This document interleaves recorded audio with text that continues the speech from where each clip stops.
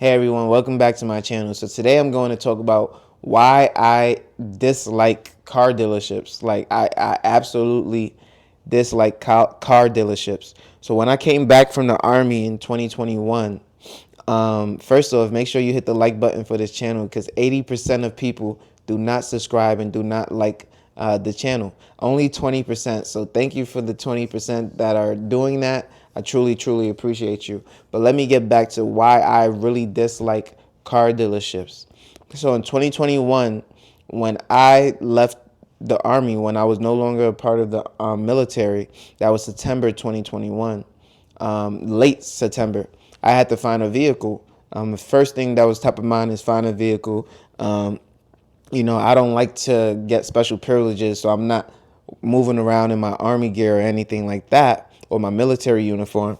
I'm walking around as a civilian, as they would say, and I'm just looking for a Honda Civic 2021, brand new. It was going for about 23 to 25,000 at the time. And so I actually offered over asking price, which as an investor and as a business professional, that's not something that we normally do, but I understood supply and demand and I was willing to pay a little bit more. So I actually wanted to pay $29,000 for the Honda Civic 2021. I'm actually glad that I didn't get the purchase, but to go 4,000, 5,000, maybe even $6,000 over asking, and be told that I actually needed to pay $9,000 over asking in order to get it cash was just a big slap in the face. And I always remember when the dealers sprayed some Claricel on the vehicle. And it's crazy that I know what Claricel is. So like at this point, me who's not really a car enthusiast, I'm able to tell you what exactly they sprayed on it. They're talking about it's a paint coating for the car. And another thing that they said is it's a dealer option. And they wanted to charge me roughly $2,000 for putting this coating on the car that is supposed to prevent scratches and dings. And mind you, it's just in this can bottle that probably doesn't cost more than $10. And I'm just looking at them like, hold on. First off, if it's a dealer option, that means it's not a client option. I don't have an option or say in whether you spray this thing on the vehicle because literally they know I'm about to purchase this vehicle. I sat in the car. I said, I don't even need to drive it. Let's just go. Right. I understood the demand for the car. They weren't even test driving the vehicles. That's how bad the demand was. That's how good the demand was. So I just said, okay, I'm going to buy it. Sign me up. I'll pay $29,000 right now. No questions asked. I'm shocked. They sprayed that little thing on it, increased the price by $2,000, and said I'm going to need to go $9,000 over asking. So on a $25,000 vehicle, now we're looking at paying about $34,000 instead of the $29,000 that I was looking to pay for the car.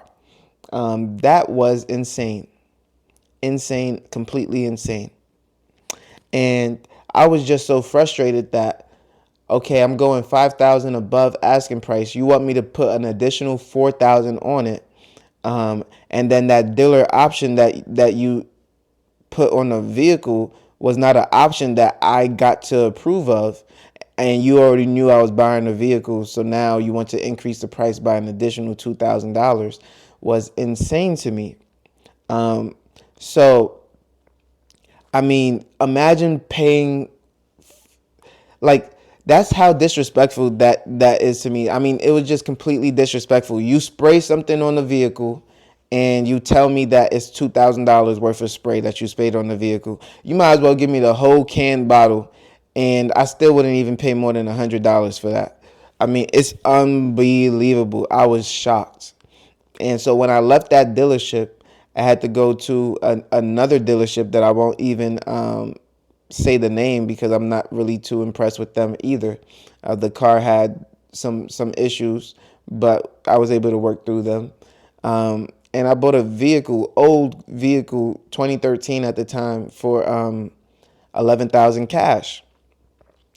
So me buying that vehicle, 11,000 cash, actually freed up a lot of cash that I had in savings, because I had basically sold my 2015 Honda Civic for, my 2015 Chevy Cruze for about $11,000 to $13,000. So when I left the Army and came back, that was basically like a break even with an older vehicle. So that means all the money that I saved, all the money that I had from the Army, I was able to put that into my second property.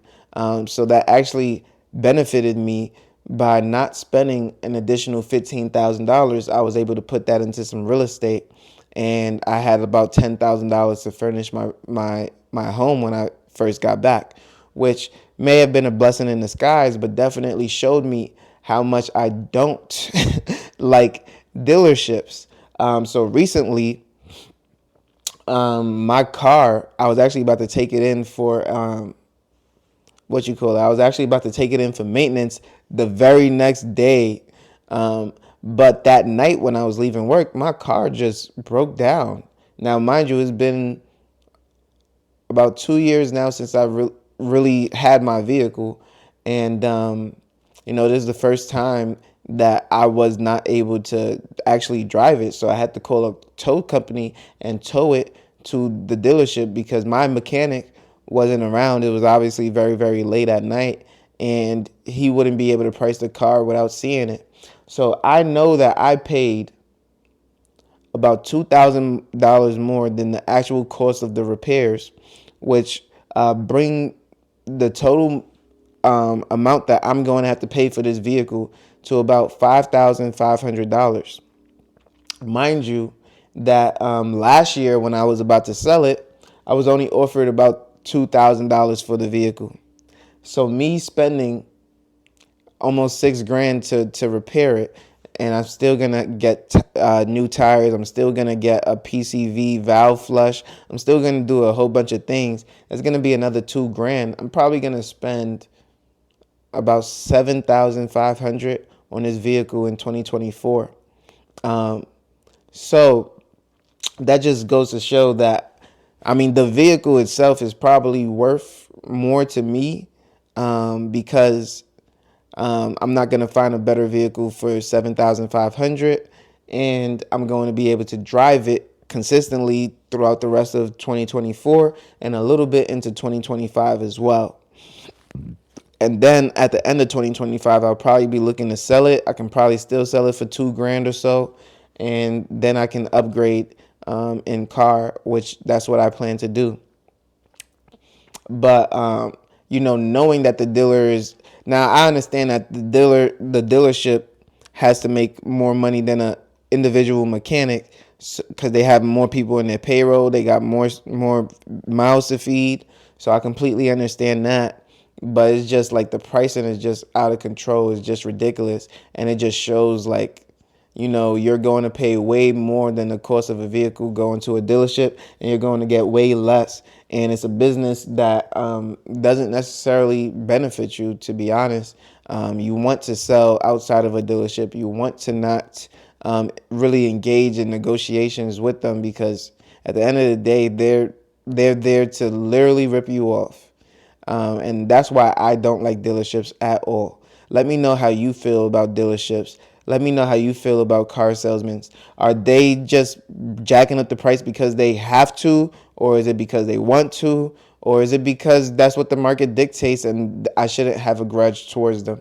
Let me know in the comment section down below, and I will see you on the next one. Peace.